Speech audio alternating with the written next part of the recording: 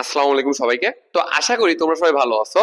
তো আজকে আমি তোমাদের সামনে নিয়ে এসেছি একটি ত্রিকোণমিতিক ফাংশনের কিভাবে ম্যাক্সিমাম ভ্যালু এবং মিনিমাম ভ্যালু বের করতে হয়। তো এইখানে আমাদের এই জায়গায় ত্রিকোণমিতিক দেখো ফাংশন দেওয়া আছে।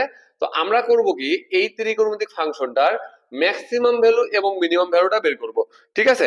তো আমরা দেখি চলো কিভাবে আমরা এটার ম্যাক্সিমাম ভ্যালু এবং মিনিমাম ভ্যালুটা বের করতে পারি। তো এখন অনেকে তোমরা যে বিষয়টা চিন্তা করতেছো সেটা হচ্ছে যে ভাই ম্যাক্সিমাম ভ্যালু বা মিনিমাম ভ্যালু বের করব।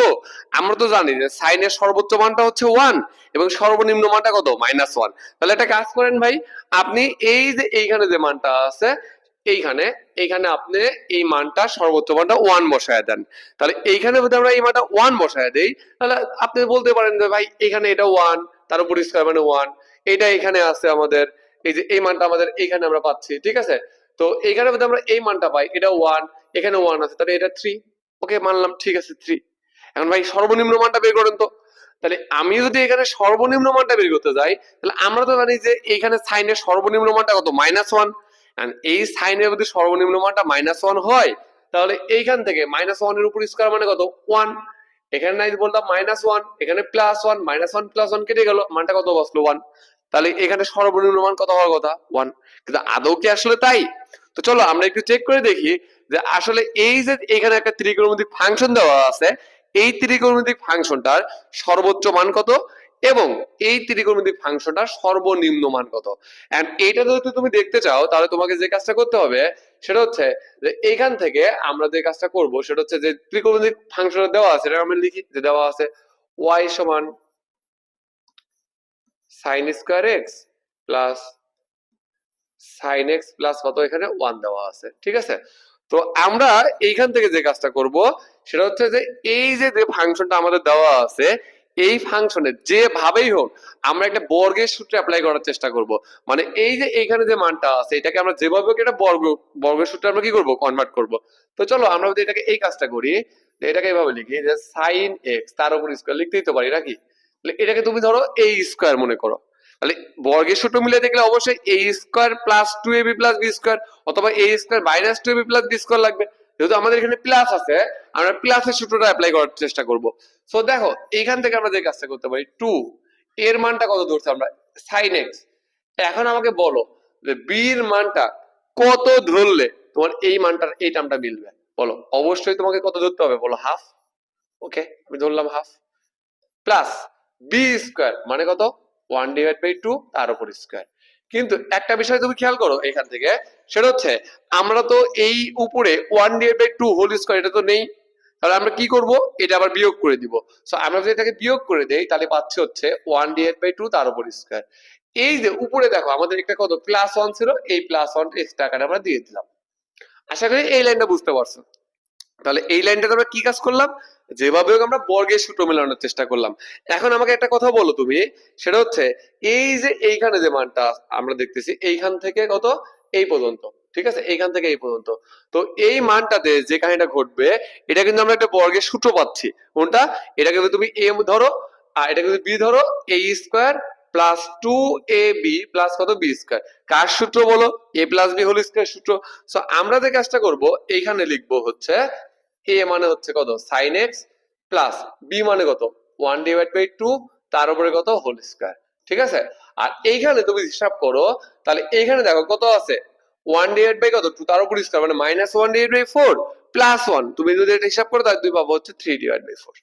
কত পাবো বলো? 3/4। আচ্ছা এই যে আমরা এই মানটা বের করলাম, তো এইটার পর আমরা যে কাজটা করব সেটা হচ্ছে এইখান থেকে আমরা মিনিমাম মানটা বের করার চেষ্টা করবো আগে, মিনিমাম মানটা। আচ্ছা এখন আমরা যদি এই মিনিমাম মানটা বের করতে চাই তাহলে তুমি একটা বিষয় দেখো, যখন এই ত্রিকোণমিতিক ফাংশনের এই যে এই পার্টটুকু খেয়াল করো, যখন এই পার্টটুকু মিনিমাম হবে তখন এই পার্টটুকু মিনিমাম হবে তখনই কিন্তু এই ত্রিকোণমিতিক ফাংশনের মানটা মিনিমাম হবে। এখন আমাকে বলো তো এই যে আমি যে অংশটুকু দাগ দিছি এইটার মিনিমাম ভ্যালু কত? আচ্ছা এটার মান কি কখনো মাইনাস হতে পারবে আগে তুমি সেটা বলো তো। না, কেন মাইনাস হতে পারবে না? কারণ দেখো এখানে কিন্তু আমাদের একটা স্কয়ার আছে, কি আছে বলো? স্কয়ার আছে। যেহেতু স্কয়ার আছে তার মানে এর মানটা মাইনাস হতে পারবে না। তাহলে আমি এতটুকু কনফার্ম এই যে এই মানটুকু আছে এই মানটুকুর সর্বনিম্ন মান কিন্তু শূন্য। আর শূন্য থেকে এই মানটা কখনোই কি হইতে পারবে না, কম হইতে পারবে না। ঠিক আছে, তাহলে এইটা অবধি আমি ধরলাম এটা সর্বনিম্ন মান যখন বের করতে চাচ্ছি, ধরলাম এই বক্সটুকুর এই অংশটুকুর সর্বনিম্ন মান হচ্ছে 0।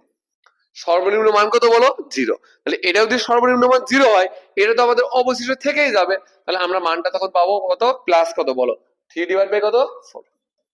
তার মানে আমরা দেখতেছি এইটার সর্বনিম্ন মান হচ্ছে 3 ডিভাইড বাই কত, 4। তাহলে আমরা সর্বনিম্ন মানটা পাইলাম। বলো আমরা যেভাবে ধরছিলাম সেভাবে কি আসলে মিললো? তোমরা আমরা তখন এখানে বলতেছি না এখানে সাইনে তো সর্বনিম্ন মান কত বলো, -1। তুমি এখানে -1 বসায় যদি চেক করতা সেটা তো কত, +1 আসতেছিল। কিন্তু এইখানে আমরা দেখতেছি এই ফাংশনটার যেটা সর্বনিম্ন মান আছে সেই সর্বনিম্ন মানটা হচ্ছে কত বলো, এই 3 ডিভাইড বাই কত, 4। এই ফাংশনটা কিন্তু সর্বনিম্ন মান হচ্ছে 3 ডিভাইড বাই 4। এখন আমরা যে কাজটা করব, এই ফাংশনের সর্বোচ্চ মানটা বের করার চেষ্টা করব, যে কিভাবে এই ফাংশনে আমরা সর্বোচ্চ মানটা পাই। তো দেখো এইখান থেকে যদি আমরা সর্বোচ্চ মানটা বের করার চেষ্টা করি যে ম্যাক্স, দেখো তাহলে আমাদের কি কাহিনীটা করবে।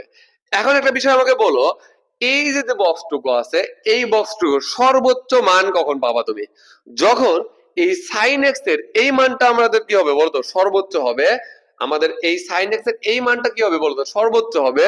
তখন কিন্তু এই টোটালের মানটা কি হবে বলতো, সর্বোচ্চ মান আমরা পাবো। এখন আমাকে বলো যে সাইন এক্স এর সর্বোচ্চ মানটা কত, 1। তার কারণ 1 এর থেকে তো আর বড় হইতে পারে না, তাই না? আবার এখানে তো কোনো স্কয়ারের ঝামেলা নাই।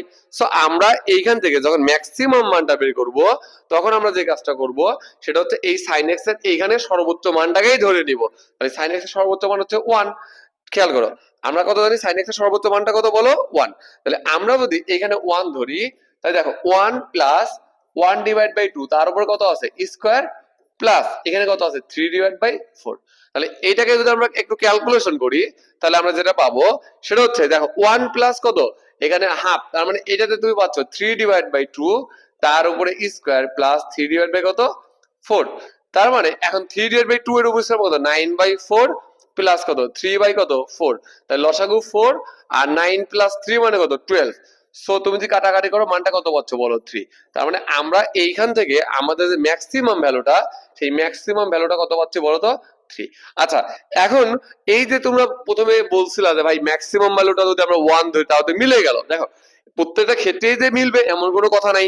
কিন্তু তুমি যে কোনো ম্যাথ এই পদ্ধতিতে যদি করো, তাহলে তোমার ম্যাক্সিমাম ভ্যালু এবং মিনিমাম ভ্যালু ভুল হওয়ার কোনো চান্সই থাকবে না।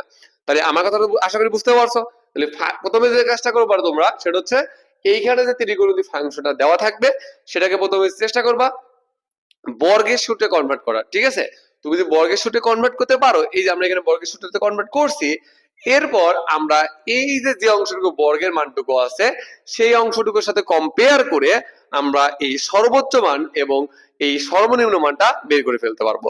এটা হচ্ছে এই ত্রিকোণমিতিক ফাংশনের সর্বোচ্চ ও সর্বনিম্ন মান বের করার একটা মাত্র টাইপ।